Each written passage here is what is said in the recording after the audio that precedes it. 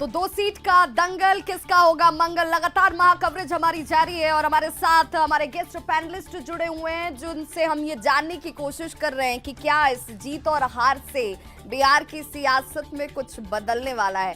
हालांकि इन दावों के बीच जनता के फैसले को लेकर के इंतजार अब खत्म होने को है, क्योंकि अब मतगणना की शुरुआत हो चुकी है और इसके साथ ही एक एक करके जो इस वक्त रुझानों के तौर पर तस्वीर निकलेगी उसे बताने के लिए हमारे 11 रिपोर्टर ग्राउंड जीरो पर मौजूद है। हमारे साथ गेस्ट लगातार जुड़े हुए हैं। असित जी, मैं आपसे जानना चाहूंगी, अगर ये 2 सीट आप निकाल लेते हैं, अगर ये 2 सीट आप जीत जाते हैं, तो क्या ऐसा तो नहीं होगा कि एक बार फिर से महागठबंधन का हिस्सा आप बन जाएंगे, जिस महागठबंधन ने आपको आपकी जगह बताने की कोशिश की कि ग्राउंड पर आप हैं नहीं, आपके अपने कोई वोट बैंक है नहीं, वो महागठबंधन एक बार फिर से आपके साथ होगा? देखिए, हमारा अपना एक गठबंधन है यूपीए के नाम से, आप सभी जानते हैं। हम यूपीए को लीड कर रहे हैं। उस यूपीए में जिसको आना है आए, उस यूपीए से जिसको जाना है जाए। बात बड़ी सीधी है। इन 2 सीटों को जीत जाने के बाद बिहार चुनाव के समय जिसे महागठबंधन नाम दिया गया, हम उसमें वापस चले जाएंगे, इसकी संभावना बिल्कुल ही नहीं है। लालू जी ने पूरे चुनाव ये भ्रम पैदा करने की कोशिश की कि हम लोग चुनाव बाद फिर इसी में आ जाएंगे। ऐसा भ्रम क्यों उन्होंने फैलाया? क्योंकि उन्हें डर था, वरना भ्रम क्यों फैलाते? लालू जैसे बड़े नेता पूरे चुनाव भ्रम फैलाते दिखे। भाई, आप गठबंधन का सम्मान भी नहीं कीजिएगा, एलआई पार्टनर का सम्मान भी नहीं कीजिएगा, और जब एलआई पार्टनर अपने दम से चुनाव लड़ने लगेगा तो आप भ्रम फैलाने लगिएगा। लालू जी का भ्रम फैलाना ही बता रहा है कि हम लालू जी को खुद से बहुत दूर कर चुके हैं। अब हमें नहीं चाहिए, कोई गठबंधन नहीं चाहिए, ये मैं स्पष्ट कह रहा हूं विभाजी। निखिल जी, क्यों बार बार आप लोग इस बात की ओर इशारा करने लगते हैं कि ये सिर्फ एक आवरण है, दिखावा है, ऐसा कुछ होने वाला नहीं है, ये साथ एक बार फिर से होंगे चुनाव के बाद क्योंकि कोई दूसरा विकल्प नहीं है? ये तो भ्रम फैलाने जैसे आरोप आपके ऊपर लग रहे हैं। ये भ्रम कोई नहीं फैला रहा है। इनकी अंदरूनी राजनीति में जो अंदर कुछ है बाहर कुछ है। मैं तो दोनों मित्र प्रवक्ता बैठे हैं आरजेडी के और कांग्रेस के, उनसे पूछता हूं कि एक जो चर्चा हुई कि सोनिया गांधी जी ने लालू जी को फोन किया, अब फोन किया कि नहीं किया उसी पे भ्रम अभी तक है। लालू जी ने दावा किया कि उन्होंने सोनिया जी को फोन किया, ये बात हुई भी कि नहीं। अब देखिए कि राजनीति में कैसे कैसे झूठे शिगुफे उड़ जाते हैं कि लालू जी ने खुद कहा कि सोनिया जी ने फोन करके हालचाल कहा, बेस्ट विशेज कहा चुनाव के लिए।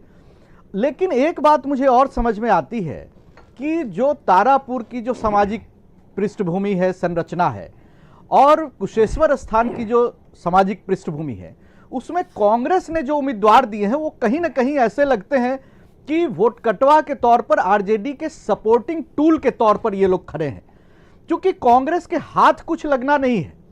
अब कांग्रेस जितने वोट लाएगी वो आरजेडी के सामने अपनी हैसियत प्रस्तुत करेगी एक प्रयोग के तौर पर कि हम एक ऐसे विधानसभा क्षेत्र में जहां कांग्रेस का कुछ भी नहीं है, हमारी 5000 की 2000 की जितनी भी हैसियत है, ये एनडीए को डैमेज करने के लिए आरजेडी ने सेफ्टी वल्व टूल के तौर पर कांग्रेस को खड़ा किया है, ऐसा प्रतीत होता है। क्योंकि जब ये आपस में लड़ रहे हैं। अभिषेक जी, कहीं वोट की सेंधमारी का डर तो नहीं सता रहा है आप लोगों को? सत्ता में ये दोनों सीटें आपके साथ रह जाएं, लेकिन कहीं ऐसा तो नहीं है कि वोट कट जाएगा, इस सेंधमारी का डर है आपको?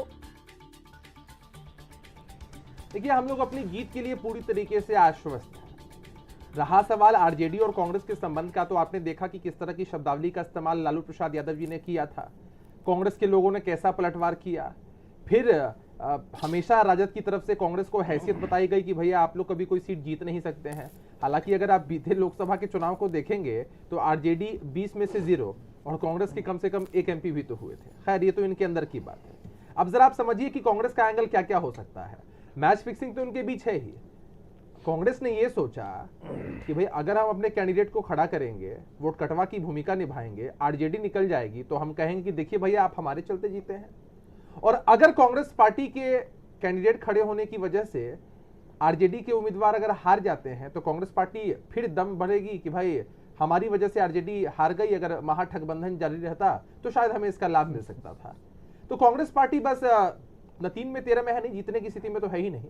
हर मीडिया हाउस हो या हर जगह हो यही चर्चा है। खुद कांग्रेस पार्टी के जो चलिए तो जरा वो बयान भी सुन लेते हैं अभिषेक, जरा वो बयान भी सुन लेते हैं जिस बयान में 3 साल बाद चुनाव में पहले ही जैसे घुसते ही लालू प्रसाद ने अपने इस बयान के साथ तहलका मचा दिया। क्या उन्होंने कहा जरा वो भी सुन लीजिए। लेकिन चुनावी परिणाम से पहले लालू प्रसाद को बड़ा बयान बेहद महत्वपूर्ण है, जरा उसे हम अपने दर्शकों को एक बार फिर से सुनाना चाहेंगे।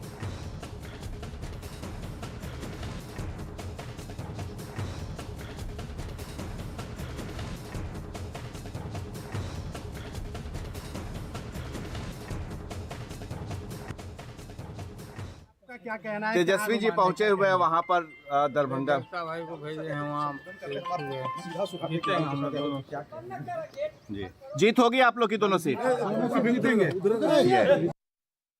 हम आने अभी शुरू नहीं हुए, लेकिन लालू प्रसाद जो मीडिया का अट्रैक्शन हमेशा से रहते हैं, एक बार फिर से मीडिया के सामने आए। उन्होंने कहा कि जीत हमारी सुनिश्चित है और इसके लिए हम आश्वस्त हैं। आप बस कुछ वक्त का इंतजार कर लीजिए। जरा एक बार फिर से सुनिए लालू प्रसाद ने क्या कुछ कहा है जैसे ही सुबह सवेरे वो मीडिया के सामने पहुंचे हैं।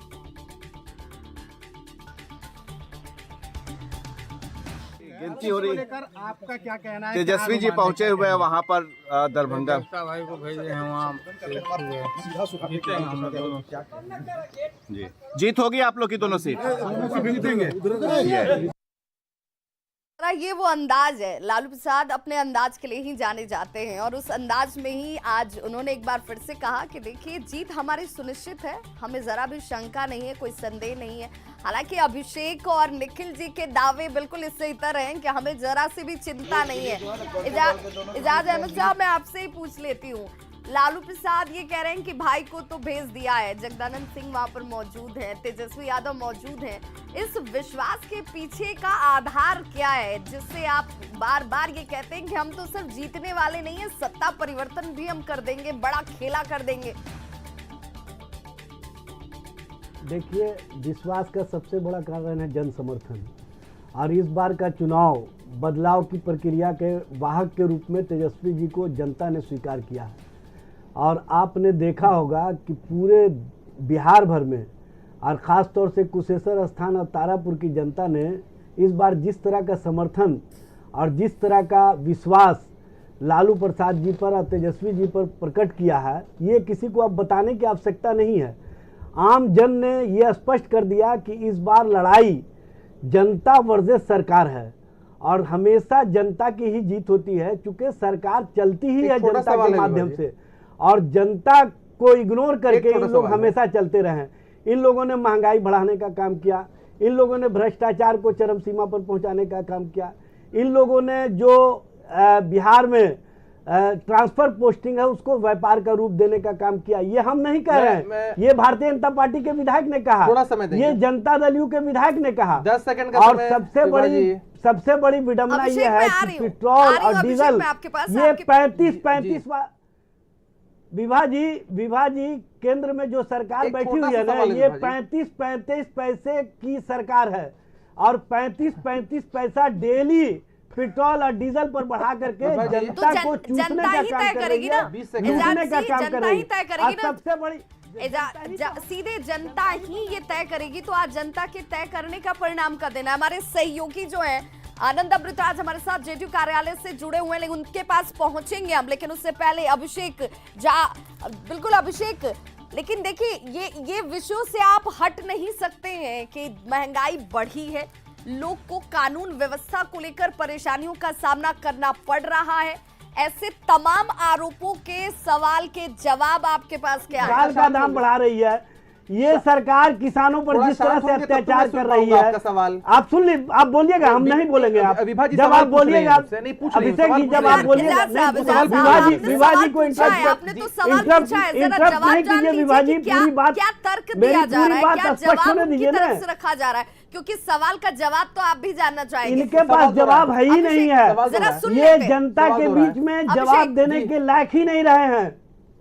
सवाल पूछिए विभा जी, आप सवाल पूछिए, मैं सुन नहीं पाया। अभिषेक, मेरा सवाल ये था कि आपके ऊपर जो आरोप लगते रहे हैं कि कि यहाँ पर जिस परेशानी से जनता दो चार हो रही है, महंगाई के सवाल को आप इस बात से सिर्फ इनकार नहीं कर सकते हैं कि पेट्रोल और डीजल के दाम बढ़ रहे हैं, तो इसमें केंद्र का विषय, इसे सिर्फ राज्य सरकारें कैसे देखेंगी, इसे कैसे आम जनता को हम राहत दे देंगे। कानून व्यवस्था की बात आएगी तो आप कहिएगा कि इसे जीरो पर लाया नहीं जा सकता, ये संभव नहीं है। ये तमाम परिस्थितियां जनता के लिए तो परेशानी खड़ी करती हैं, उस जनता को सहूलियत कौन देगा? देखिए विभा जी, हम लोगों ने कभी इस बात को नकारा नहीं है कि महंगाई, बढ़ते पेट्रोल की और डीजल की जो कीमतें हैं वो चिंताजनक विषय नहीं है, लेकिन ये एक व्यापक मुद्दा है। पूरे देश में पक्ष विपक्ष का भेदभाव न समझते हुए हर प्रदेश की सरकार को केंद्र की सरकार से समन्वय स्थापित करके इसके निदान के लिए आगे बढ़ना चाहिए। इस बार के चुनाव पर इसका असर दिखता है क्या? इस बार के चुनाव पे इसका असर दिखता है? नहीं, ये जीएसटी के दायरे में पेट्रोल और डीजल को लाने का काम करेंगे, ये स्पष्ट करें ना। जीएसटी के दायरे में आखिर क्यों जीएसटी में लाना नहीं चाह रहे हैं पेट्रोल और डीजल को? हैं उन पर डिस्कशन 1,71,000 करोड़ रुपया इन्होंने पेट्रोलियम पदार्थों से अपने नेता कमाने का काम किया है। ये एक्साइज ड्यूटी के माध्यम से ये पेट्रोलियम कंपनियों को फायदा पहुंचाने वाले लोग हैं। नेता भी बेचैन। अच्छा सुन लीजिए, सुनने का ध्यान रखिए। देखिए विभा जी, बस मुझे 20 सेकंड का समय दीजिए आप। देखिए मैं कांग्रेस और आरजेडी के बीच की मैच फिक्सिंग को बताता हूं आपको। जिस तरह से आरजेडी के प्रवक्ता महंगाई को स्पष्ट कीजिए ना, कांग्रेस और आरजेडी में मेरी बात बीच में दलाली कर रहे थे क्या? आपको पता है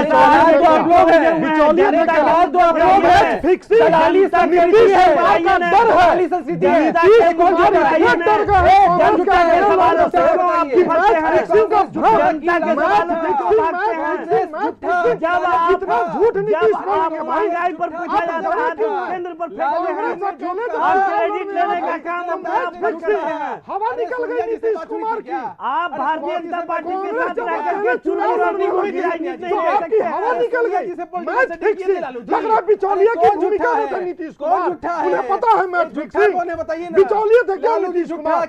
नीतीश जी बिचौलिए थे क्या? उनको पता है मैच फिक्सिंग। ये कैसा विश्वास है? ये कैसा विश्वास है? आप तमाम राजनीतिक पार्टियों का एक तरफ तो आप कहते हैं कि जनता से रूबरू है, जनता का फैसला हमें स्वीकार होगा, और दूसरी तरफ आप ये कहते हैं कि सब कुछ फिक्स है, सब कुछ मैच यही सच्चाई है। पिछले 30 सालों से बड़े भाई छोटे भाई, बड़े भाई छोटे भाई दोनों झूठ बोल बोल के बिहार को धोखा देते रहे। मैच फिक्सिंग, दलाली करने का देखिए, जनता के सवालों पर ये लोग भाग जाते हैं, जनता की बातों पर ये लोग भाग जाते हैं। कौन झूठा है? ये दोनों झूठे हैं, कभी लालू जी भी झूठ नहीं है जनता की आवाज नीतीश जी भी पर। झूठ बोलते हैं। इस तरह के युवाओं में राजनीति को मत रखिए विभाजी। बड़े झूठे दोनों झूठे विभाजी जनता तो सच बोल रही है ना, जनता तो सच बोल रही है। जरा जनता पर यकीन कर लीजिए। अगर इन तमाम मुद्दों के साथ जनता ने वोट किया है तो कुछ ही वक्त का इंतजार है ना, कुछ ही वक्त का इंतजार है ना। निखिल से मैं जानना चाहूंगी, निखिल जी, सोनिया जी झूठ बोल रही है। ये क्या सिर्फ आप ये कहकर इस विषय से अलग हो जाएंगे कि जनता महंगाई से त्रस्त नहीं है? क्या इस विषय को जनता ने वोट कास्ट करते समय नहीं सोचा होगा? क्या उसके जहन में ये चीजें नहीं आई होंगी? क्योंकि एक आम नेता से इतर एक आम पब्लिक के तौर पर भी आप देखिए कि इन सब की जरूरत सभी को होती है, चाहे वो आम हो या फिर खास हो, उसका असर सभी पर होता है, सब तमाम तबकों पर पड़ता है। तो क्या ये विषय जनता के जहन में नहीं आया होगा? देखिए, जहां तक महंगाई का सवाल है, निश्चित तौर पर आम जनता जो संघर्ष करने वाली, जनजीवन गुजारने वाली जो जनता है, रोजमर्रा की जिंदगी जो जीती है, उसके लिए महंगाई तो मुद्दा है। लेकिन हमारा ये मानना है और हकीकत भी है कि पूरी दुनिया में कोविड सिचुएशन जो 2 साल रहा, तफसील से सुनिएगा, वो निश्चित तौर पर एक आर्थिक मंदी का दौर था। इंडिया में भी जो आर्थिक चुनौतियां रही वो जग जाहिर है, लेकिन भारत की सरकार ने पिछले 2 सालों में 80 करोड़ लोगों को मुफ्त खाद्यान्न योजना से जोड़ा। हमने कोविड के दौर में जो आर्थिक पैकेज अनाउंस किए वो आप देखिए कि अलग अलग सेक्टर्स को, बैंकिंग सेक्टर्स को, उद्योगों को, छोटे उद्योगों को, रेहड़ी पटरी वाले लोगों को, सबको बर्बाद जिनके करने लिए जो आर्थिक पैकेज वाले अनाउंस रहे। यही नहीं, 35,000 करोड़ जो ऑक्सीजन कॉन्सेंट्रेटर की व्यवस्था करनी हो, उसके अलावा जो ऑक्सीजन प्लांट बिठाने हो देश भर में, विभा जी ये कुछ पीएम केयर फंड इंफ्रास्ट्रक्चरल का लेवल हिसाब पे क्यों नहीं नहीं दे था। रहे हैं? पीएम पीएम केयर फंड में जो लूट हुई है उसका हिसाब दे देना। अभी जो 64,000 करोड़ का आयुष्मान भारत भारतीय हेल्थ मिशन जो लॉन्च किया गया प्रधानमंत्री जी के द्वारा, ये पूरे स्वास्थ्य व्यवस्था के कायाकल्प की योजना है। और पेट्रोल का जो सवाल है, केंद्र की सरकार चाहती है कि इसको जीएसटी के दायरे में लाया जाए, लेकिन राज्यों के भीतर कॉन्सेंसस नहीं है। हमारा मानना है कि ये राज्य करेगा सरकारें कौन? ये करेगा कौन? सरकारें निश्चित तौर पर एक साहब तो यही एक्साइज सवाल ड्यूटी कर कम रहे हैं। करनी है। फेडरल यही स्ट्रक्चर सवाल है, तो आप कर रहे राज्य हैं कि सरकार आगे को सीधे सीधे ये करेगा इम्पोज नहीं कर कौन? सकती है केंद्र सरकार अपनी एक्साइज ड्यूटी तो authority। कम कर सकती और है। राज्यों का एक विभा जी अवसर है, एक्साइज ड्यूटी सिर्फ कम राज्य कीजिए। नहीं ये चाहते स्पष्ट हैं। कर देना कि डबल राज्य- इंजन की सरकार एक्साइज केंद्र और ड्यूटी बिहार चाहते हैं। दोनों में अरे है। एक्साइज ड्यूटी ये कम जो कर है दो। ना बिहार में, पेट्रोलियम प्रोडक्ट बिहार में GST और आधार ड्यूटी पे आ आपके जाए। हाथ में है। जो एक्साइज दोनों ड्यूटी कम सरकार कीजिए है, ना। यही वो तो दोनों ये समन्वय बना सवाल करके है। बिहार में सर्वाधिक तो एक्साइज ड्यूटी पेट्रोलियम है। पदार्थों का सर्वाधिक रेट कम एक्साइज कर देना ड्यूटी है। है। आर्थिक ये विषयों पेट्रोलियम पर, पदार्थ का रेट आर्थिक नहीं कम विषयों करेंगे। पर सिर्फ हंगामा ये खड़ा लूट का करने से व्यापार नहीं, खड़ा करने वाले लोग हैं। कुछ ये निकलने दो वाला है। लोगों को हमें फायदा पहुंचाने संजीदगी वाले से लोग हैं। इस मसले ये पर बात सिर्फ करनी और होगी। सिर्फ चलिए अडानी जरा और पहले अंबानी जेडीयू ऑफिस लिए राजनीति चलते हैं। बना इस वक्त हमारे सहयोगी आनंद अमृतराज हमारे साथ जेडीयू ऑफिस से सीधे लाइव जुड़ गए हैं। आनंद, जगह जहां आप खड़े हैं वो जगह सियासत के लिहाज से देखी जाए तो बेहद महत्वपूर्ण और खास है, क्योंकि अपनी 2 सीटों को बचाना है, अपनी साख को बचाना है, लोगों के अंदर ये विश्वास जताना है कि हमारे काम पर आपको यकीन है और इसीलिए जनता ने हमें अपना साथ दिया है। इस वक्त क्या कुछ वहां हो रहा है?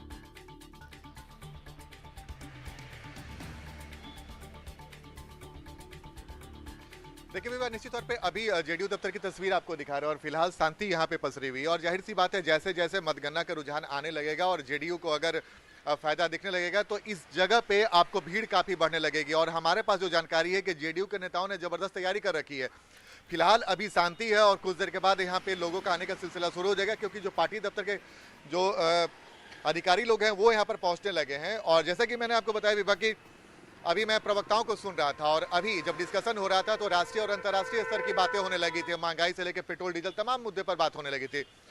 जेडीयू के लिए ये सीट कितना महत्वपूर्ण है ये किसी से छुपा हुआ नहीं है। 2020 का विधानसभा चुनाव परिणाम जब आया था और जेडीयू 43 सीटों पर सिमट गई थी, उस वक्त जेडीयू की तरफ से कई बार ये बातें सामने आई थी कि उसे अंदर खाने धोखा का सामना करना पड़ा, जिसकी वजह से ये परिस्थितियां हुई। इस बार अगर परिस्थितियां अनुकूल होती है तो बहुत बढ़िया गठबंधन और मजबूत होगा, लेकिन अगर जेडीयू के मन मुताबिक परिणाम नहीं आते हैं तो ये संकेत अच्छे नहीं होंगे। दूसरी महत्वपूर्ण बात, लालू यादव हो, तेजस्वी यादव हो, कांग्रेस के बड़े नेता हो, तमाम बड़े नेता हो, उन्होंने खुलकर दावा किया है कि जीत उनकी होगी और अच्छे बहुमत से जीत होगी, सिवाय नीतीश कुमार के। नीतीश कुमार से जब ये सवाल पूछा गया था तो उन्होंने कहा कि जनता मालिक है, यानी कि बेचैनी दोनों तरफ से है। दावे दोनों तरफ से अपने अपने अंदाज में किए जा रहे हैं, लेकिन इस अंदाज में एक फर्क है। और अब कुछ देर के बाद जब मतगणना जैसे शुरू हो जाएगा और रुझान आने लगेगा, इसका पता तो चल ही जाएगा कौन पार्टी जीता कौन पार्टी हारा। लेकिन बिहार के लिहाज से बेहद महत्वपूर्ण ये 2 उपचुनाव परिणाम। इसके पहले हमने विभाग कई चुनाव को कवर किया, लेकिन किसी उपचुनाव में इस स्तर पे गहमागहमी हमने नहीं देखी। और ये 2 सीट सिर्फ 2 सीट भर नहीं है। अगर तेजस्वी यादव के पाले में ये दोनों सीट चली जाती है तो आने वाले समय में क्या कुछ तस्वीर बदल सकती है, इसे इंकार नहीं किया जा सकता। लेकिन अगर एनडीए को जीत मिलती है तो एनडीए तो मजबूत होगी और उधर जो कांग्रेस और आरजेडी जैसी पार्टियां हैं उनके लिए मुश्किल बढ़ सकती है, क्योंकि बिल्कुल इससे पहले कि किसी भी उपचुनाव में इस तरह की तस्वीर नहीं निकली थी और इसीलिए कहा जा रहा है कि बिहार की राजनीति अपने आप में हमेशा गर्म रहती है। चाहे वो उपचुनाव हो, विधानसभा चुनाव हो या फिर लोकसभा का चुनाव, जब भी आप बिहार के सरजमी पे होंगे वहां पर आपको चुनाव का एक अलग ही अंदाज, एक अलग ही रंग नजर आएगा। अरुण पांडे हमारे साथ लगातार जुड़े हुए वरिष्ठ पत्रकार। अरुण पांडे जी, मैं आपसे समझना चाहूंगी, क्योंकि जब बात बार बार हम कहते हैं कि बिहार की जब भी बात होती है तो इस बिहार की राजनीति को समझने के लिए, उसके मिजाज को जानने के लिए जानना बहुत जरूरी है कि यहाँ पर पार्टियां जो हैं वो किस तरीके से जातियों को इस्तेमाल करती हैं। मुद्दों पे क्या इस बार के चुनाव को आप देखते हैं कि ये उपचुनाव क्या मुद्दों के इर्द गिर्द जरा भी रहा? क्या मुद्दों के तहत लोग जो हैं वोट कास्ट करते हुए नजर आए होंगे, या फिर सिर्फ और सिर्फ एक ही सच है कि जब जो वोटर पहुंचता है वो भी जाति ही देखता है, पार्टियां भी उसी का इस्तेमाल करती हैं और इससे इतर बिहार की राजनीति में और कुछ ज्यादा हावी दिखता नहीं है? ये चुनाव कई दृष्टि से बड़ा रोचक और बड़ा मनोरंजक हो गया। एक तो सबसे बड़ी बात है कि इस चुनाव में कांग्रेस की विश्वसनीयता की परीक्षा होनी है। कांग्रेस कल तक राजद के साथ थी, आज भी असेंबली में राजद के साथ है, और अब राजद के लोग कांग्रेस को बिहार में बोझ समझ रहे हैं। उनका ये मानना है कि विधानसभा के चुनाव में हमने कांग्रेस के लिए जो 70 सीट दी, वो उसी का खामियाजा भुगता कि हमें सत्ता नहीं मिली, और ये कहीं ना कहीं एक मन में दुराव था। और बिहार में जो कांग्रेस की रैंक एंड फाइल है, वो चाहती है कि राजद से नाता तोड़ करके कांग्रेस अपने पैरों पर खड़ा हो। और एक सीट कुशेश्वर स्थान के लिए इस बार कांग्रेस ने जो रुख अपनाया है, वो ये राजद और कांग्रेस में जो दूरी बनी है, वो सिर्फ आज भर के लिए है। रिजल्ट चाहे वो हारे या जीते, और कल तक फिर वो क्या विकल्प हुआ। कांग्रेस के खिलाफ देश भर में यदि कांग्रेस को लड़ना है, तो बिहार में उसको राजद के कंधा का सहारा लेना ही होगा। यहाँ कांग्रेस, अरुण पांडे जी, ये मान कर चले कि आरजेडी इस बात को जानती है, इस बात को वो मानती है कि इनके पास दूसरा विकल्प नहीं है। आज नहीं तो कल अगर ये दोनों सीट आरजेडी के पास आती है, तो जिस खेले का वो दावा कर रही है, वो खेला यही है कि ये 19 विधायक भी उनके साथ होंगे, और बहुत ज्यादा का मार्जिन तो है नहीं, बहुत ज्यादा का अंतर तो है नहीं जो सरकार इस वक्त चल रही है। उलटफेर करने के पीछे का आधार यही है। नहीं, देखिए, फिर कांग्रेस के टूटने का खतरा तुरंत होगा। बिहार में जो 19 दल वाली कांग्रेस है, तो अब चुनाव के दिन से ये बात हो रही थी, कांग्रेस अब अगला निशाना नीतीश कुमार कांग्रेस पर करने वाले हैं, और 13 विधायकों को कांग्रेस टूटी भी है। आपको याद होगा, यहाँ प्रदेश अध्यक्ष अशोक चौधरी ने ही कांग्रेस तोड़ दी। यहाँ काउंसिल में 4 मेंबर को अपने साथ मिलाकर के आज सरकार में मंत्री हैं। इसलिए ये चुनाव इस दृष्टि से है कि एक तो मैंने जैसे आपको कहा कि कांग्रेस की खुद की विश्वसनीयता, तो कांग्रेस राजद से कभी साथ रही, कभी अलग हुई, फिर साथ हुई, और फिर अभी अलग हुई है, और कह रही है कि एक महागठबंधन से अब हम अलग हो गए। सोनिया जी का फोन आता है, लालू प्रसाद दावा करते हैं, और सोनिया जी की तरफ से कोई खंडन नहीं आ रहा अभी तक। लेकिन इस समझने की बात है कि उपचुनाव में लालू प्रसाद जा रहे हैं 3 साल के बाद चुनाव प्रचार करने, 6 साल के बाद 3 साल जेल में रहे, और उसके बाद उसी दिन सोनिया जी का फोन आता है, शुभकामना देते हैं, जैसा लालू जी ने दावा किया। अब लालू जी इतने वरिष्ठ नेता हैं, कोई थोड़े जनता के बीच इस तरह की झूठ बात करेंगे। अब ये जो चुनाव है, इसमें सबसे बड़ी बात है बिल्कुल, कांग्रेस के साथ विश्वसनीयता पार्टियों की क्या बरकरार है, ये अपने आप में एक बड़ा सवाल हो जाता है कि क्या पार्टियों की विश्वसनीयता बनी हुई है। जनता क्या उन पर विश्वास करती है कि जो वो कह रही है वही सच्चाई है, उसी पर यकीन किया जाना चाहिए, या जनता खुद अपने आप समझदार है, जानती है कि यहाँ पर बयानों के भी अलग अलग मायने होते हैं। परिस्थितियां तय करती हैं कि राजनेता और राजनीतिक पार्टियां किस वक्त क्या कुछ कह रही हैं। हमारे साथ धीरेन्द्र सिंह मुन्ना जी जुड़े हुए लगातार चिराग पासवान गुट से। धीरेन्द्र जी, चूंकि अब तो काउंटिंग की शुरुआत भी हो चुकी है, क्या आपको भी लगता है कि यहाँ पर कोई खेल होएगा और इस खेल के साथ ही सरकार में भी कुछ तब्दीली आ जाएगी?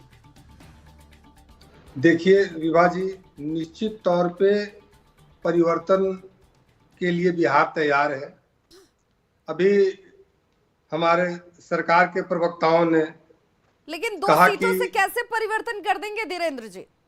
दो सीटों से परिवर्तन करने वाले लोगों ने अपना गणित शायद आप ही लोगों के चैनल पे बताया। तो क्या आप उस गणित के साथ मिल जाएंगे? आप ये कह रहे हैं कि अगर ये 2 सीट आप निकाल लेते हैं तो आप उस फॉर्मूले में फिट बैठने वाले हैं? नहीं, मैं तो किसी फार्मूले में हूँ ही नहीं। मैं तो बिहारी फर्स्ट के फार्मूले में चल रहा हूँ, एक नई बिहार के लिए चल रहा हूँ। आज हमारे प्रवक्ताओं ने यहाँ पे बोला कि आप लोगों को वोट कटवा का काम कर रहे हैं। मैं इस शब्द पे मेरी आपत्ति है कि अगर मुझे वो वोट कटवा कहते हैं, और जब चुनाव जीत के आते हैं तो इनके नेता विधायक काट के लेके जाते हैं, एमपी और सांसद काट कर लेके जाते हैं, तो ये सांसद कटवा और ये विधायक कटवा है क्या? ये लोग अगर लोकतंत्र को स्थापित करने में किसी की भावनाओं के, किसी के वोट को आप चुरा के और मैनेजमेंट से सरकार चलाते हैं। नीतीश कुमार जी आज तक यही करते आए, खुद का उनका कभी जनमत नहीं रहा। कभी इनके पॉकेट से, कभी इनके पॉकेट से, कभी इनके पॉकेट से जनमत चुराया है, जनमत कटवा है ये, और दूसरे को ये वोट कटवा कहते हैं। मुझे इस पर आपत्ति है। दूसरी बात रह गई कि बिहार में 15 साल तक इसी तरह से राज करते रहे वो। आज महंगाई पर इनका कोई नियंत्रण नहीं है, दवाई पर कोई नियंत्रण नहीं है, पढ़ाई पे इनके लिए कोई सोच नहीं बनी हुई है अभी तक। यहाँ शिक्षकों की बहाली अभी तक उसी नाम पे पेंडिंग किया जा रहा था कि उसमें प्रयोग किया जा सके चुनाव में इन बच्चों का। धनबल का प्रयोग और दुरुपयोग हुआ है, सरकारी तंत्र का दुरुपयोग हुआ है। सभी चीजों को टीवी चैनलों में आप लोगों ने भी देखा है, लोगों भी समझ रहे हैं और सुना है। ऐसे समय में वोट कटवा कहना या हम बड़ी बड़ी बातें करना, मैं समझता हूं, मैं शुरू से कई बार इस तरह की परिचर्चाओं में कहा है कि बिहार में आज के समय में नीतीश कुमार प्रासंगिक नहीं रह गए हैं, लेकिन भारतीय जनता पार्टी के कृपा पात्र बने हुए हैं। जब तक आदरणीय प्रधानमंत्री नरेंद्र मोदी जी, अमित शाह जी का आशीर्वाद प्राप्त है, जेडीयू निकाल लेती है तो जनता ने इसका मतलब उन्हें स्वीकार किया है, उन्हें नीतीश कुमार पसंद है।